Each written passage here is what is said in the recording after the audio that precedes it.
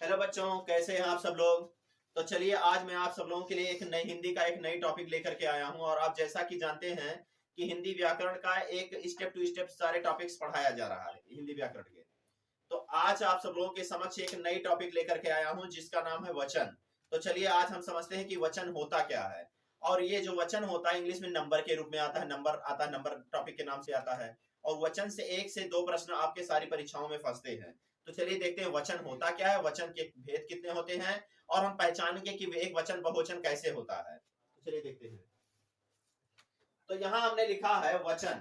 तो वचन क्या होता है? वचन को इंग्लिश में नंबर कहते हैं। क्या कहते हैं? नंबर कहते हैं। क्या कहते हैं? नंबर कहते हैं। अब वचन क्या होता है?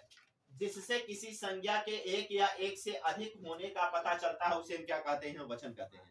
मतलब यदि हम कोई संज्ञा देख ले तो उस संज्ञा के रूप को देख करके या संज्ञा के शब्द को देख करके हम पता लगा लें कि अगर वह संज्ञा है तो कितना है, एक है कि एक से अधिक है। मतलब वचन क्या है? जिससे किसी संज्ञा के एक या एक से अधिक होने का पता चलता है उसे हम क्या कहते हैं? वचन कहते हैं। जैसे मान लीजिए हमने लिख दिया लड़का, लड़का, और फिर लिख दिया लड़के, लड़के। अब देखिए लड़का और लड़के दोनों संज्ञा है, लेकिन ये जो पहला है ये बता रहा है लड़का मीन्स एक लड़का और लड़के मीन्स एक से अधिक लड़के। बात समझ में आ रहा है ना? तो वचन क्या होता है? वचन संज्ञा या सर्वनाम के एक या एक से अधिक होने का पता बताता है कि वास्तव में यदि कोई संज्ञा है तो एक है या फिर एक से अधिक है। तो यहां हमने परिभाषा स्पष्ट लिखा है कि जिससे किसी संज्ञा के एक या एक से अधिक होने का पता चलता है उसे वचन कहते हैं। जैसे ही देख लीजिए लड़का है तो एक लड़का पता चल रहा है, लड़के है इसका मतलब बहुवचन है, यानी एक से अधिक है। बात समझ में आ रहा है? ये संज्ञा के रूप है। अच्छा, अब ये जो संज्ञा के भेद होते हैं यानी प्रकार होता है, संख्याओं के आधार पर दो प्रकार के होते हैं वचन।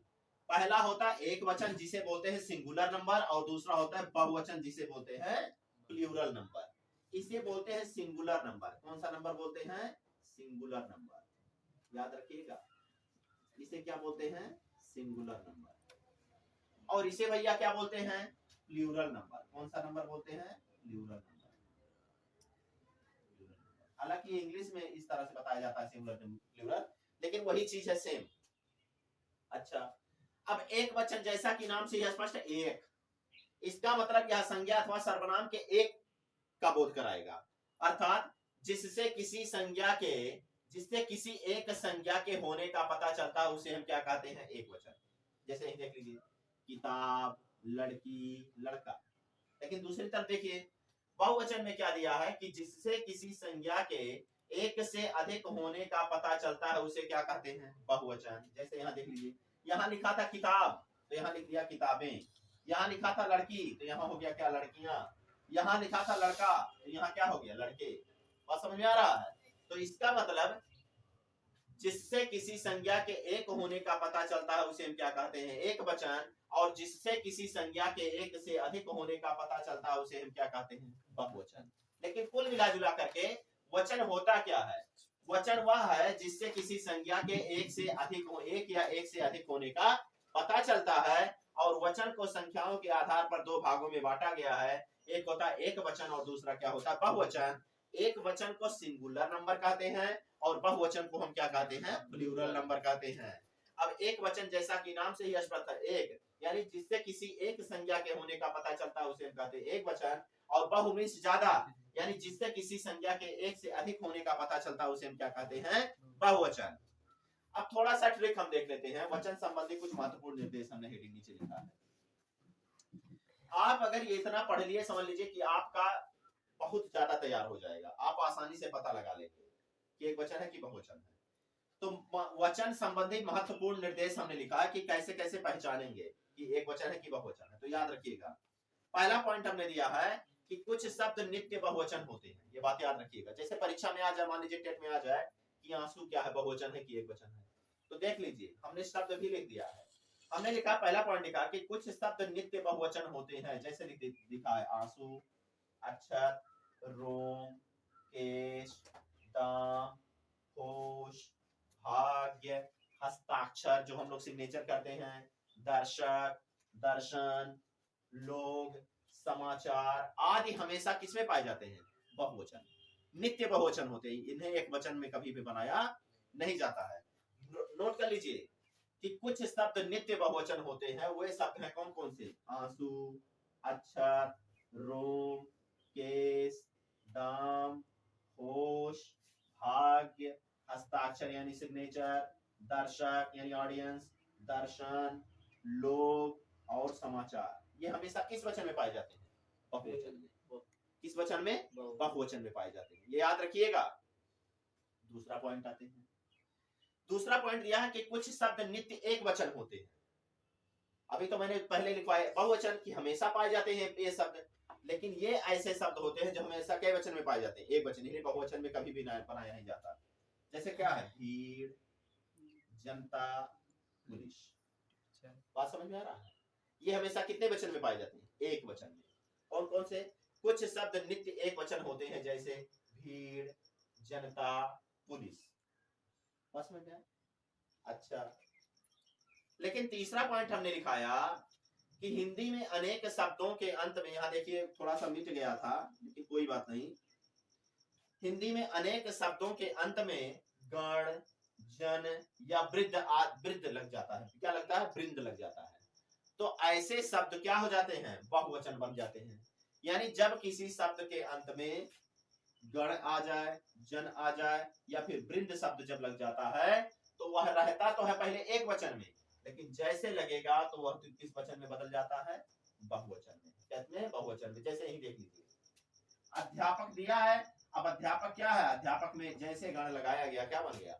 अध्यापक गण। तो ये पहले अध्यापक एक वचन था, लेकिन जैसे इसमें गण लगाया गया प्रत्यय के रूप में, तुरंत क्या बन गया? बहुवचन। क्या बन गया? बहुवचन। यानी जैसे अध्यापक में गण शब्द जोड़ा गया, तुरंत वो क्या बन गया? अध्यापक एक वचन था, और जैसे गण शब्द इस्तेमाल किया गया, तुरंत वो कौन सा वचन बन गया? बहुवचन। फिर देख लीजिए, भक्त। भक्त एक वचन है, लेकिन जैसे उसमें जन जोड़ा गया, भक्त जन हो गया। तो भक्त एक वचन था, लेकिन जैसे जन जोड़ा गया, वो कौन सा वचन हो गया? बहुवचन। मुनि वृंद, मुनि वृंद। यहाँ देखिए हमने कहा कि अगर किसी शब्द के अंत में गण लग जाए, जन लग जाए या वृंद लग जाए, तो वह पहले तो रहता था एक वचन, लेकिन जैसे गण, वृंद और जन लगेगा, वो किस वचन में चला जाएगा? बहुवचन में। अब ये देखिए, मुनि में लगा वृंद, बराबर क्या हो गया? मुनि वृंद। मतलब ये क्या हो गया? बहुवचन। क्या हो गया? बहुवचन। तो फिर से एक बार हम देख लेते हैं, वचन क्या होता है? वचन को इंग्लिश में नंबर कहते हैं, जिससे किसी संज्ञा के एक या एक से अधिक होने का पता चलता है। ठीक। अब वचन के जो भेद होते हैं संख्याओं के आधार पर, दो होते हैं। एक होता है एक वचन, जिसे सिंगुलर नंबर कहते हैं, और दूसरा होता है बहुवचन, जिसे क्या कहते हैं? प्लूरल नंबर कहते हैं। जो एक वचन होता है वो क्या होता है? जिससे किसी संज्ञा के एक होने का पता चले, जिससे किसी एक संज्ञा के होने का पता चलता है, उसे क्या कहते हैं? एक वचन। जैसे देखिए, किताब, किताब मीन्स एक किताब। लड़की, लड़की मीन्स एक लड़की। लड़का, लड़का मीन्स एक लड़का। लेकिन बहुवचन क्या होता है? जिसे प्लूरल नंबर कहते हैं, जिससे किसी संज्ञा के एक से अधिक होने का पता चलता है, उसे क्या कहते हैं? बहुवचन। जैसे यहाँ देखिए, किताब था तो यहाँ किताबें लिख दिया गया, तो यहाँ किताब मतलब एक किताब था, लेकिन यहाँ किताबें लिख दिया गया, मतलब एक से अधिक किताब। यहाँ लड़की थी तो यहाँ लिख दिया गया लड़कियां, तो यहाँ लड़की का मतलब एक लड़की, लेकिन यहाँ जैसे लड़कियां लिखा गया एक से अधिक लड़की, मतलब एक से अधिक संख्या का वर्णन हो रहा है। यहाँ लड़का था तो मतलब एक लड़का, और यहाँ लड़के लिख दिया गया, मतलब एक से अधिक लड़के। अब देखिए, वचन संबंधी कुछ पहचानने के हमने नियम बताया। पहला नियम क्या है? वचन संबंधी महत्वपूर्ण निर्देश हमने लिखा है। पहला, कुछ शब्द नित्य बहुवचन होते हैं। अभी मैंने थोड़ी देर पहले बताया था, फिर इसी वजह से रिपीट करके बता रहा हूँ। कुछ शब्द नित्य बहुवचन होते हैं। ये शब्द हैं आंसू, अक्षर, रोम, केस, दाम, होश, भाग्य, हस्ताक्षर, दर्शक, दर्शन, लोक, समाचार आदि। ये हमेशा किस में पाए जाते हैं? बहुवचन में। हमेशा किस वचन में पाए जाएंगे? बहुवचन। कौन कौन है? आंसू, अक्षर, रोम, केस, दाम, होश, भाग्य, हस्ताक्षर, दर्शक, दर्शन, लोक और समाचार। ये हमेशा किस में पाए जाएंगे? बहुवचन में। लेकिन कुछ शब्द नित्य बहुवचन पाए जाते हैं। ये तो एक कुछ शब्द नित्य एक वचन पाए जाते हैं। पहला जो बताया था ये बहुवचन में पाए जाते थे। कुछ शब्द नित्य बहुवचन पाए जाते थे, जैसे आंसू, अक्षत, रोम, केस, दाम, होश, भाग्य, हस्ताक्षर, दर्शक, दर्शन, लोक और समाचार। लेकिन कुछ शब्द ऐसे होते हैं जो नित्य एक वचन पाए जाते हैं, बहुवचन नहीं पाए जाते, हमेशा एक वचन। जिसमें है भीड़, जनता और पुलिस।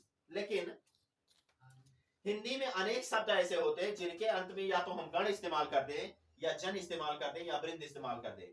तो पहले तो रहेगा एक वचन, लेकिन जैसे हम ये शब्द तीनों इस्तेमाल करेंगे वो किसमें बदल जाएगा, बहुवचन में। तो हिंदी में अनेक शब्दों के अंत में गण, जन, वृंद, समूह लगाकर बहुवचन बनाया जाता है। जैसे ये देखिए, अध्यापक एक वचन है, लेकिन जैसे इसमें गण जोड़ा गया तुरंत क्या बन गया, अध्यापक गण। अध्यापक गण माने बहुवचन बन गया, बहुत सारे अध्यापक। भक्त, भक्त मीन्स एक वचन, और इसमें जैसे जन जोड़ा गया, भक्त जन मतलब एक अधिक भक्त हो गए, एक से अधिक भक्त हो गए। मुनि और वृंद मतलब मुनि वृंद मतलब मुनि से मुनियों की संख्या, एक से अधिक संख्या। तो कुल मिला जुला करके यह बहुत महत्वपूर्ण टॉपिक है, और आप इसको नोट्स बनाते रहिए। जो भी हमारा वीडियो प्रोवाइड हो रहा है आप धीरे धीरे नोट्स बनाते रहिए और अच्छे से पढ़िए, और वीडियो को खूब झूम करके शेयर किया कीजिए, क्योंकि मैं देख रहा हूँ आप लोग पढ़ भी नहीं रहे हैं, और मैं लगातार पढ़ाते चल रहा हूँ। 107 क्लास 107 वीडियो पढ़ चुका हमारे यूट्यूब चैनल पर, और 1K से ऊपर हमारे सब्सक्राइबर भी हो चुके हैं। तो आप लोग के सपोर्ट की हमें अत्यंत आवश्यकता है। तो आप लोग मेहनत से पढ़िए और वीडियो को बराबर देखते रहिए। वीडियो को लाइक कीजिए, शेयर कीजिए और चैनल को जरूर सब्सक्राइब कीजिए। धन्यवाद।